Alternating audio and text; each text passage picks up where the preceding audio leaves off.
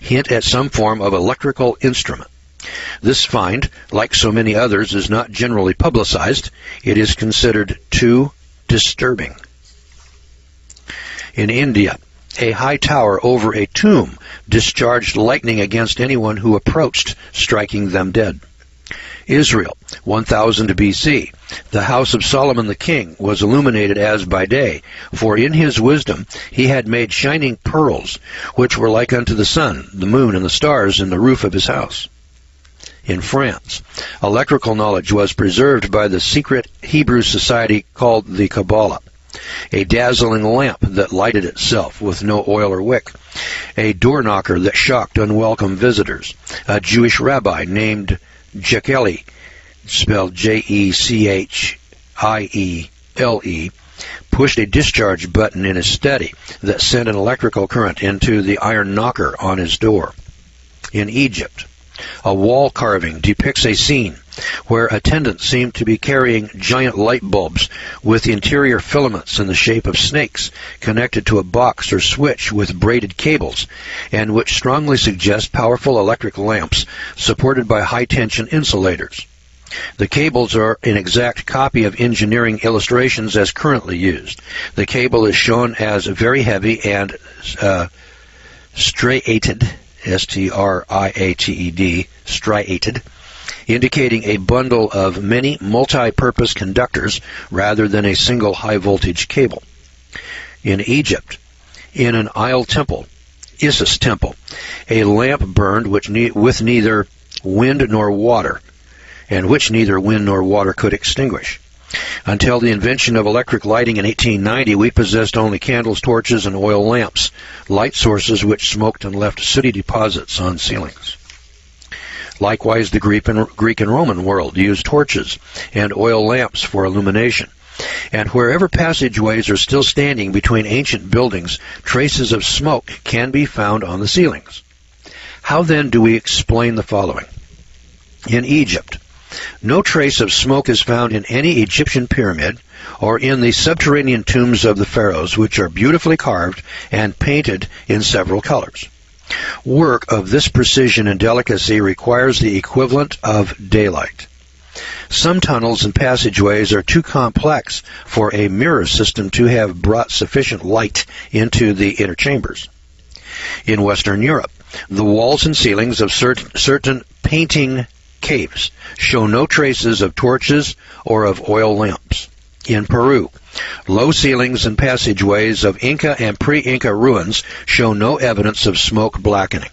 In Brazil, explorer Fawcett found ancient dwellings and dead cities of the Mato Grosso devoid of lamp smoke.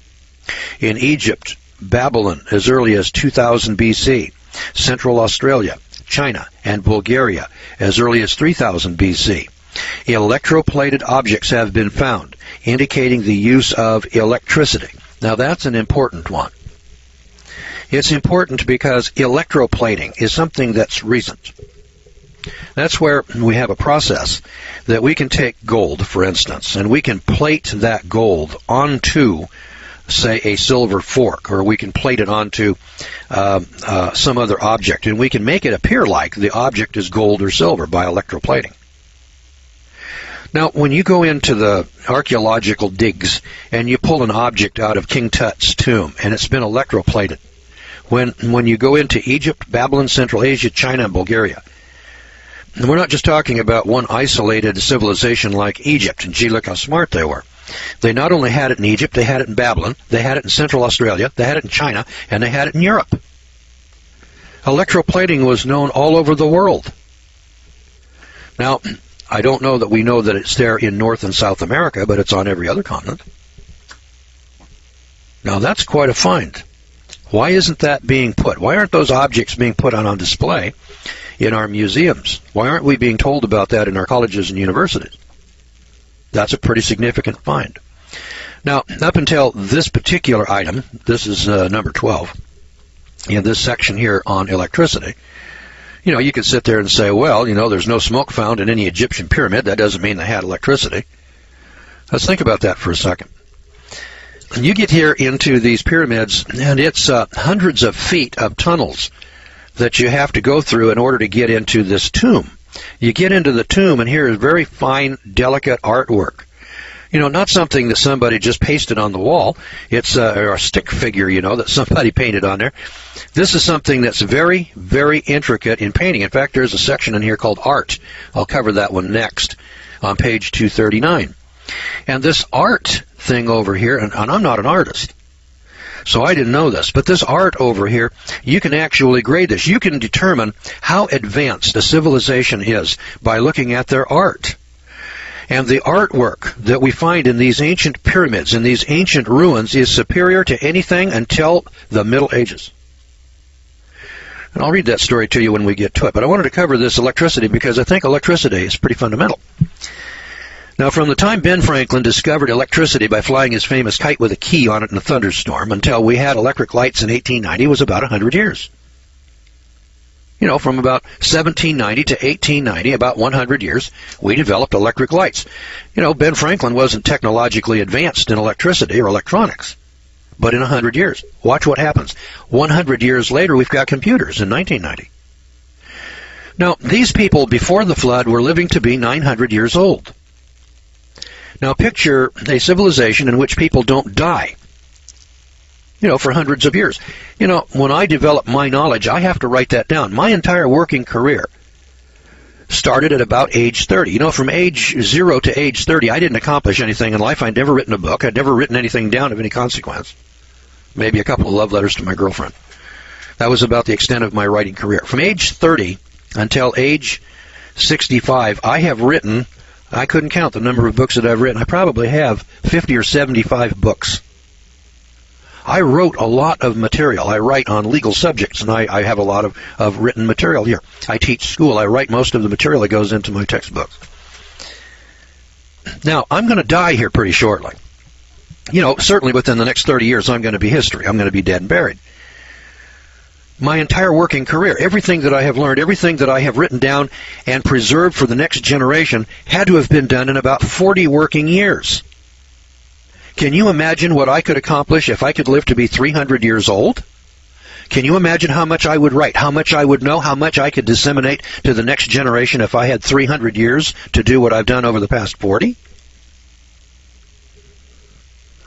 So it doesn't strike me as being preposterous that people before the flood had developed electricity and electric light bulbs. Hell, we did it in the last 200. Adam didn't even have children until he was 130. The guy lives to be, 930 years old. He could have done it by himself. All right. Furthermore, it's been reported that those people before the flood were smarter than we are today. Their IQs were better. I don't know that that's necessarily true, but I wouldn't doubt it. We're digging up now in archaeological digs, we're digging up the evidence that they had electroplating, for crying out loud. That's pretty significant metallurgy. And the Bible reports that they were artificers in brass and iron in Genesis chapter 4. Now, people that are artificers in brass and iron are advanced. They're ahead of casting cannon in sand, which is where we were with Columbus in 1500. So from 1500 to 2000, we had made gigantic strides in metallurgy. We were making railroad rails, building iron ships by 1900. Now look where we're at. We have aluminum, titanium, all kinds of metal and metallurgy that now make our modern technology possible, such as computers. Now, there's an electric battery from ancient Babylon. There's a diagram here by Andrew Thomas, and it's in the form of a clay pot with an electrode down through the bottom, which holds the acid inside, with an iron rod, copper cylinder, earthenware jar, copper disc, wire out the top, with a pitch collar, and an unknown electrolyte. That's what they dug out back in the 1880s, and then took it back to the British Museum. Didn't know what they had. You know, you dig something out of the ground, and you say, well, I don't know what this is. It almost reminds me of the medical scientists, you know. They take a look at human anatomy 100 years ago and say, well, these are vestigial organs. We don't know what a tonsil or an adenoid or an appendix does in the body, so therefore, because of our theory of evolution, we believe that these are vestigial organs. And so when I was a kid, they used to cut people's tonsils and adenoids out. I don't know how I survived it. I guess it was my old granny who used to say, if God had intended then he would have done. That was her mantra. If God had intended that, he would have done it. If God had intended that your adenoids and your tonsils be removed, he wouldn't have made you with them. That was her thinking in life. And so I survived through the World War II period with my tonsils and adenoids. It was just common. You know, you had tonsils and adenoids, you go to the doctor and they remove them. Every kid in school had his tonsils and adenoids removed. Now we find out it's a part of your immune system. One doctor reported he had never seen a case of cancer in a person who had tonsils and adenoids. It's a part of your immune system, kids. Now, we routinely went through our population and removed everybody's tonsils and adenoids. We have the highest incidence of cancer in the world. I thought I'd pass that one on to you. All right, so there's the story on electricity. Now, just to give you an illustration here, let me find electricity. There are 66 stories on electricity. There are 969 records. 66 of those records are on archaeological finds around the world.